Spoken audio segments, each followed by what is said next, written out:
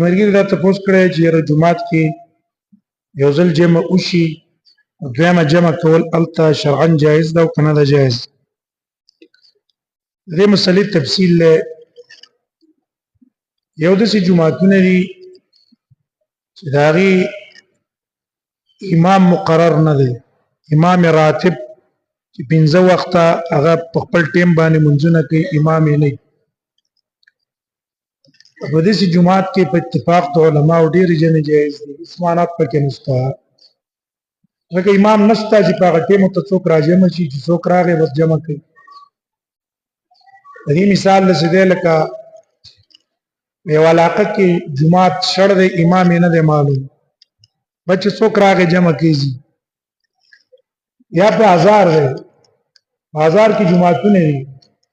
په لاره باندې جمعاتونه دي، نو یو ګاډی ته ودرېږي هغې ځان له جمع وکړي، بله ګاډی ته ودرېږي هغې ځان له جمع وکړي. اتفاق د علماو دا جایز دی. وجه دا ده چې دا دویمه جمع کول په دې کې څه نقصانات نشته. دویم قسم داسې جمعات دی چې د هغې جمعات امام دی، راتب دی، مقرر پنځه وخته جمع په هغې باندې کېږي او یو تن اوس راغی بله جمع کوي. نو د دې یو صورت خدا دی چې یو انسان عادت دا دی چې بس وروستو راځي دویمه جمع ودرئ، نو دا دویمه جمع به جایز نه ده په اتفاق د علماو. د دې عادت ګرځول په اتفاق د علماو جایز نه دي، دا حرام دي. او بدعت ته علما حرام ته وجه دا ده یو چې په دې کې تفریقه او ډلهبازي پیدا کیږي په دې جمعات کې. دا جمع خو د اتفاق د پاره ده چې ټول محلې والا هغه یو امام باندې جمع شي او په خپل منځ کې الفت او مینه وي. په جمعات کې موږ په امام نه یو ځای کېږو، یو تن باندې نه ودرېږو، په بار بس موږ سره اتفاق راشي. لکه مثال په دې محله کې موږ سره داسې کسانې جمع له نه راځي، جمعات ته دلته منځله نه راځي، اخوا نور جمعاتونه له ځي، نورو ځایونو ته ځي، او بیا موږ رالګي یو د هغه څه مړی ژوندی کوو. دا زموږ هسې بې خوندي ده چې ته ما سره په جمع کې شریک نه یې، ته ما سره په جمعات کې شریک نه یې،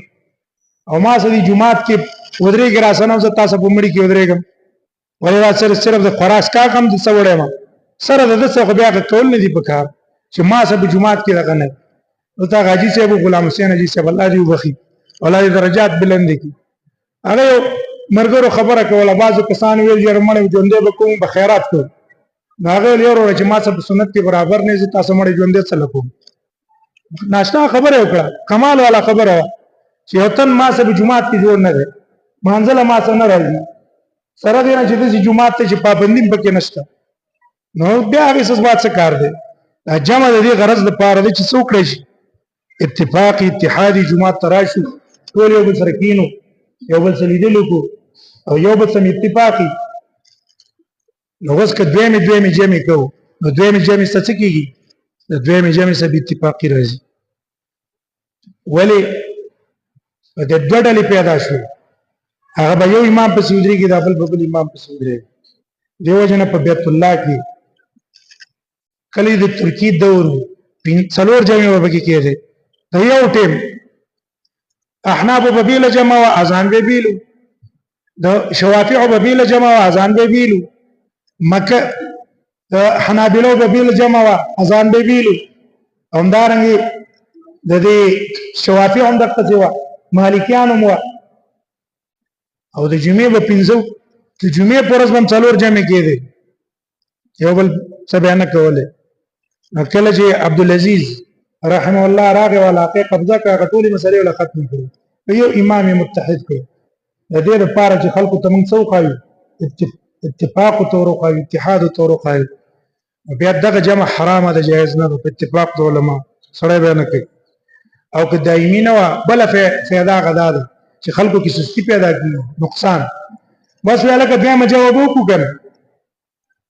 بل به وایي زه مړه بله درېیمې جمعې له به لاړ شو که نه، چې دغه جمع منع شي هر یو تن به د یو جمع له راځي او غټه جمع به وي. او که چېرته داسې جومات و چې امام راتب شته، خو چا نه جمع تلې ده، راغی ناوخته راغی چېرته تللی دی او راغی یو کس دوه کسه دي، که کله کله جمع وکړه، په دې کې د اختلاف د علماو دی سو کو ردام نه دي کول پکار ذکر رسول الله صلی الله علیه وسلم نه یوزل وجمه تلو جراغ استقور ته لاړو او کور کې خپل کور والا راجمه کړه ته جمع وکړه رسول الله په جمعات کې جمع ونه کړ هم ته قول لري چې دا جایز ده ناروا نه ده دا جایز ده کله کله چې وکړي یو بخاری کې روایت ده انس رضی الله عنه راغه او جمع شوی په جمعات کې نور اولګه ذل اذان مکو اقامت مکو جمع مکو جمعات کې دن نه وکړه او بل روایت کې راځي ابو داود روایت ته رسول الله صلی الله علیه وسلم منځ کو مانځنه بعد یو سړی راغی ماسپخیم ټیم منځ یې کو جمع ته شو نبی صلی الله علیه وسلم الا رجل يتصدق على هذا یو سړی نشته چې په دې باندې صدقه وکړي ابو بکر صدیق پاتې دو او هغه سره ودرې دو ابو بکر خو فرض کړو هغه سینې د نپلو تړلو د دې لپاره چې مونږ په ویش ترجیش نو کله کله او کله شی به جایز ده او عادت په سره دي نه ګرځي دي ځکه دي کې د تفریقه راځي او دا اتفاق چې کوم دی کنه دا اتفاق هم تاسو شریعت اهم وي چې سبا کې اتفاق به کې خلاف بنه کې عبد الله ابن مسعود